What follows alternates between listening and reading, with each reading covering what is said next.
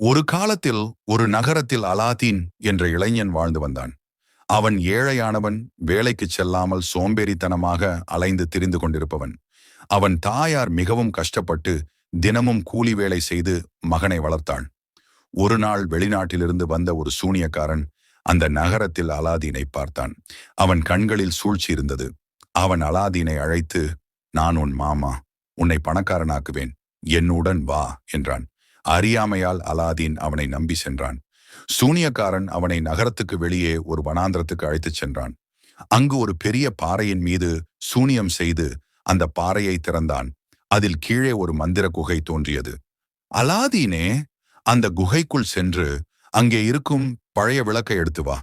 அந்த விளக்கை மட்டும் எனக்கு கொடு. உனக்காக உள்ளே இருக்கும் வைரங்கள், தங்கங்கள் அனைத்தையும் நீ எடுத்துக்கொள் என்றான். அலாதீன் குகைக்குள் இறங்கி விலைமதிப்பற்ற செல்வங்களை பார்த்து ஆச்சரியப்பட்டான். அங்கு வைரங்கள், முத்துக்கள், தங்க நாணயங்கள் குவிந்திருந்தன. அனைத்தையும் பார்த்தபோதும் சூனியக்காரன் சொன்னபடி மூளையில் இருந்த மாசு படிந்த பழைய விளக்கை எடுத்தான். அவன் விளக்கை எடுத்து வெளியே வர முயன்றான். ஆனால் சூனியக்காரன் பேராசையால், "விளக்கை முதலில் எனக்கு கொடு" என்று ஆணையிட்டான். அலாதீன் அதற்கு சம்மதிக்கவில்லை. கோபம் அடைந்த சூனியக்காரன் குகையை மூடிவிட்டான். அலாதீன் உள்ளே சிக்கிக் கொண்டான். அவசரத்தில அந்த விளக்கை தேய்த்தான். திடீரென்று புகை பறந்து ஒரு பெரிய ஜின்னு தோன்றினான். "என் ஆண்டவரே, உங்களுக்கு என்ன வேண்டும்? உங்களின் கட்டளைக்கேற்ப நான் செய்வேன்" என்றான். அலாதீன் அதிர்ச்சி அடைந்தான். பிறகு தைரியம் பெற்று, "என்னை இங்கிருந்து வெளியே கொண்டு செல்" என்றான். ஜின்னு உடனே அவனை நகரத்துக்கு அழைத்துச் சென்றான். அலாதீனின் வாழ்க்கை மாறியது. அவன் அந்த விளக்கின் சக்தியால் வீட்டில் செல்வத்தை சேர்த்தான். அவனது தாயும் மகிழ்ச்சி அடைந்தாள். அந்த நகரின் அரசருக்கு ஒரு அழகிய மகள் இருந்தாள். அரசனும் அவனது செல்வத்தையும் பெருமையையும் கண்டு மகிழ்ந்து தனது மகளை அலாதீனுக்கு திருமணம் செய்து வைத்தான்.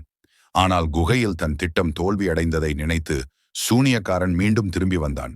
அவன் வேஷம் போட்டு, "பழைய விளக்குகளை மாற்றிக்கொள்ளுங்கள், புதிய விளக்குகளை தருகிறேன்" என்று தெருவில் கூவினான்.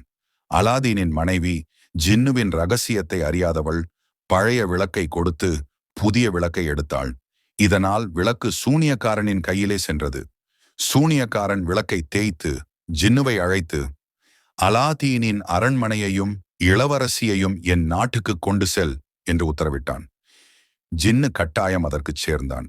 அடுத்த நாள் அலாதீன் அரண்மனை, மனைவி இருவரும் காணாமல் போனதைக் கண்டு துயரத்தில் மூழ்கினான். ஆனால் அவன் மனம் தளரவில்லை. தனது அறிவால் சூனியக்காரன் இருக்கும் இடத்துக்குச் சென்றான். அவன் சூனியக்காரனை ஏமாற்றி விளக்கை மீண்டும் கைப்பற்றினான். விளக்கை தேய்த்து ஜின்னுவை அழைத்து தனது அரண்மனையையும் மனைவியையும் மீண்டும் பெற்றான். அந்த நாளிலிருந்து அலாதீன் அறிவும் தைரியமும் கொண்டவன் என அனைவராலும் போற்றப்பட்டான்.